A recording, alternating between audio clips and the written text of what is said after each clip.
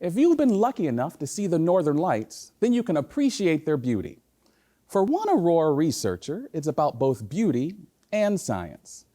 Don Hampton of the University of Alaska Fairbanks captures thousands of images nightly to help him quantify the energy pouring down into the Earth's ionosphere. Hampton hopes to identify the risks posed by high-energy solar particles to satellites and our electrical infrastructure.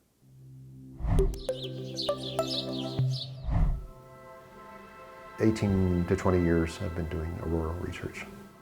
It never gets boring watching the Aurora. It's just a pure joy to watch. Anytime I look at the Aurora, I'm just curious about what's going on. Why is it doing exactly that? Why are the forms looking like that? Some of the motions you see, that's 100 kilometers, and that ray just went across that in about 2 seconds. I worry that I know enough about Aurora that I sort of lose the magic of it. But when you know the scope of what you're looking at, it's quite interesting.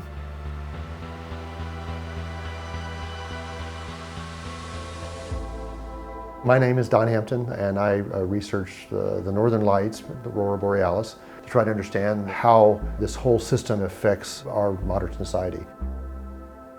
The work they did in the 50s through the 80s was understanding what is causing the aurora. You know, how well can we predict those? We're sort of shifting now into trying to understand how the aurora affects the upper atmosphere and communications and that sort of thing. We are more and more reliant on talking to satellites. We do transactions over the internet. We do communications between us and planes. We navigate using satellites. But the sun can actually produce large solar storms that create these very massive auroras that would mess up one of the satellites. The power grids can also be impacted. During one of those storms, you get currents in the ionosphere, and that induces currents in those power systems that can heat up transformers and have them damaged as well.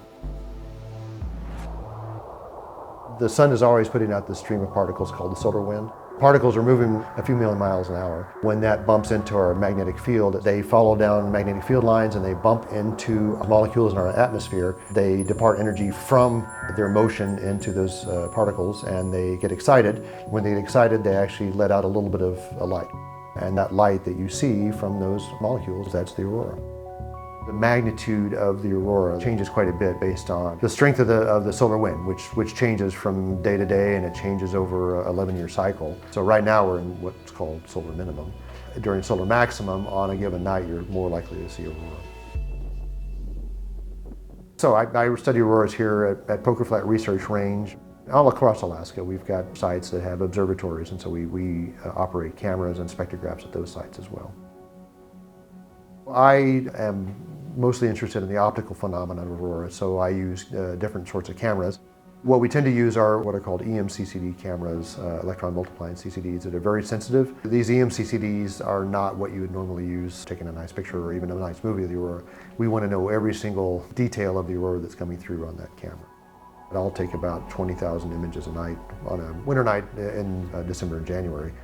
Because we are interested in the colors of the aurora, we use what are called spectrographs, which basically take the light of the aurora and spread it out, sort of like a prism. Most people, when they see aurora, they see a fairly bright green color. That is from atomic oxygen. If we have light from atom molecule in the lower atmosphere, say the nitrogen, sort of this pinkish reddish color, that means that particles that created that aurora were more energetic. We've got basically recipes for figuring out how energetic the particles were that came down and created it, and even how many particles are coming down, you know, in a given area. Again, I primarily look at the optical portion of it, but we combine that with the radar we have on range. Unlike camera, which can only look at the light that's coming down, we've got radars that can look in the upper atmosphere and see how the aurora is changing the number of charged particles in the upper atmosphere. So the combination is really good because we can see what's happening at different altitudes. That's important because when you get aurora, you get sort of a thin plasma in that same region, primarily made up of atomic oxygen and electrons, so they carry their own magnetic field and electric field. And that plasma can actually sort of push against the winds in the upper atmosphere and even reverse it in some other cases. So we're getting to the altitudes where you get low Earth orbiting satellites.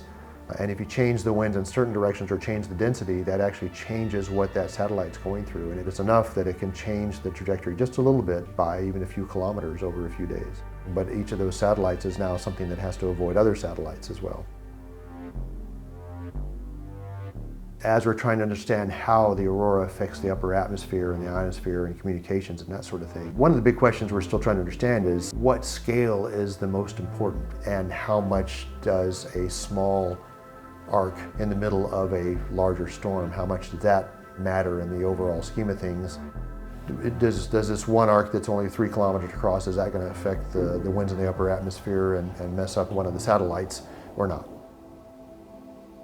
I think we're learning pretty well to read the aurora. There are still certain things we don't know about. I've got a case from a couple of years ago where one night it started to forms that are what we would call the start of a substorm, but about 10 minutes later it just stopped. And I don't know why. So it's still those kind of questions. That's what science is you sit and look at patterns and start to try to tease out why it's doing that. It's just excitement to be able to say, well, maybe today we'll see the aurora that helps us sort of figure out why sometimes it starts there and sometimes it doesn't start at all.